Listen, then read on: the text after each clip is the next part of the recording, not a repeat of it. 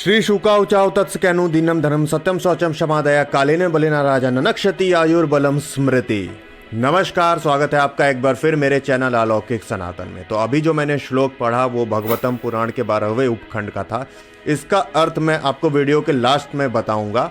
तो आज का जो मेरा टॉपिक है वो चारों युगों की विशेषताओं के बारे में है। जी हाँ, और वीडियो शुरू करने से पहले मैं ये स्पष्ट कर देना चाहूँगा कि जो सेकुलर्स हैं वो कृपया करके मेरी इस वीडियो से दूर रहें, क्योंकि उनको समझ तो आने वाला है नहीं कुछ।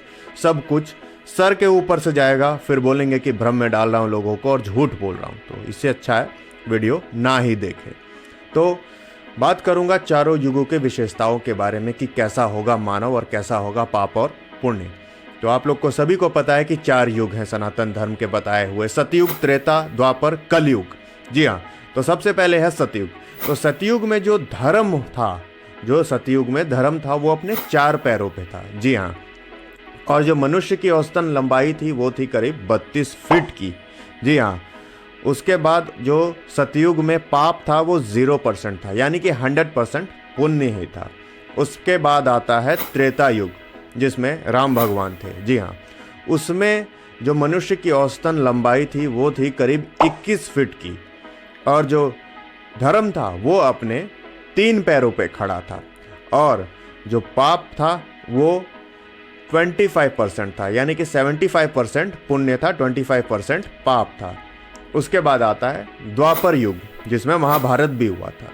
उसमें 50-50 था, यानी कि पाप और पुण्य दोनों 50-50 थे। मनुष्य की जो औसतन लंबाई थी वो थी करीब 11 फीट की। उसके बाद जो धर्म था वो अपने 2 पैरों पे खड़ा था। पाप और पुण्य के बारे में मैंने बता ही दिया कि 50% पाप, 50% पुण्य था। तो चलिए अब आते हैं कलयुग पे कि कलयुग कैसा है। तो कलयुग में जो मनुष्य की औसतन लंबाई है वो 5 फुट 5 इंच से लगभग 6 फीट, बस इतनी है, और आप देख भी सकते इतनी ही है। उसके अलावा जो धर्म है वो अपंग है। वो इसलिए कि जो पाप है वो 75% है, पुण्य बस 25% है। तो लेकिन जो आजकल की स्थिति है उसको देखते हुए कई विद्वान कहते हैं कि जो पुण्य है वो घट के सिर्फ 5% ही रह गया है। तो ये थी चारों युगों की विशेषताएं। इसके अलावा भगवान श्री कृष्ण क्या कहते हैं कलयुग के बारे में, ध्यान से सुनिएगा। तो भगवान श्री कृष्ण कहते हैं कि कलयुग में मनुष्य का जो आचरण होगा वो 2 प्रकार का होगा।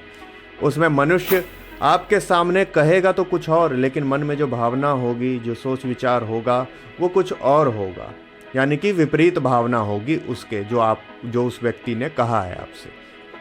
उसके अलावा कुछ ऐसे ज्ञानी पुरुष होंगे जो उपदेश देंगे दुनिया को, ज्ञान की बात करेंगे, अच्छी बातें करेंगे, लेकिन जो उनके मन में जो विचारधारा होगी, जो मानसिकता होगी, वो एक राक्षसी होगी, एक राक्षसी विचारधारा होगी। उसके बाद जो विद्वान होंगे, जो पंडित होंगे, वो सिर्फ नाम के होंगे। उनके अंदर भी एक बड़ी ही नकारात्मक और एक राक्षसी विचारधारा होगी, जो सिर्फ ये सोचेगी कि कब सामने वाला व्यक्ति मर जाए और उसका पद और उसकी संपत्ति उसे हासिल हो जाए। इसके अलावा भगवान श्री कृष्ण ने एक और अच्छी बात कही थी, वो भी आप लोग को आज देखने को मिलेगी, साधुओं के बारे में। यदि किसी का बेटा घर छोड़ के साधु बन जाए तो उसके दर्शन करने के लिए कई लोग जाएंगे, उसके पैर पड़ने के लिए हर घर से माता पिता जाएंगे, लेकिन यदि किसी का खुद का बेटा साधु बन जाए तो उसके जो परिजन हैं वो रोएंगे। ये भी आपको देखने को मिलेगा।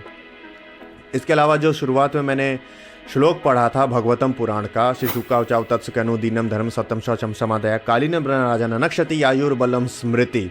तो इसका अर्थ ये है, अब सोचिए जरा, कि पहले ही लिख दिया गया था कि कलयुग कैसा होगा, और वही आज हो भी रहा है कि कलयुग के प्रभाव से मनुष्य के अंदर सोचने की क्षमता, शारीरिक बल, क्षमा, दया, उसके बाद जीवन की अवधि, ये सब घट जाएगी कलयुग के प्रभाव से।